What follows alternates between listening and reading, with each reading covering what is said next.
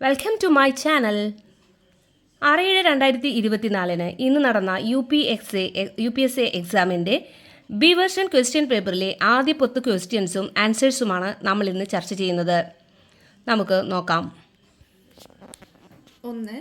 India വികസിപ്പിച്ച പുനരുപയോഗിക്കാവുന്ന ബഹിരാകാശ വിക്ഷേപണ വാഹനത്തിൻ്റെ പേരെന്ത്? Answer D, Pushpak. 2.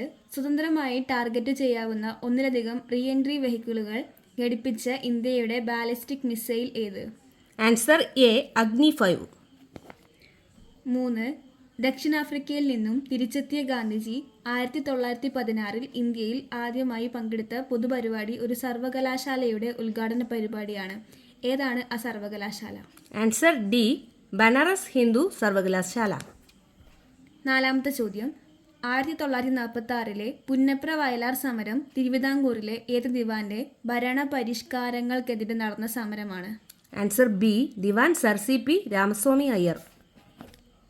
5. 1929 ലാഹോർ സമ്മേളനത്തിന്റെ പ്രഖ്യാപനങ്ങളിൽ ഉൾപ്പെടാത്തത് താഴെ പറയുന്നവയിൽ ഏതാണ്? ആൻസർ സി, സിവിൽ നിയമലംഘന സമരം പിൻവലിക്കാൻ തീരുമാനിച്ചു. 6. കോഴിക്കോട് ആരുടെ നേതൃത്വത്തിലാണ് ഉപ്പു നിയമം ലംഘിച്ചത്? Answer A, Muhammad Abdurahiman Sahib. 7.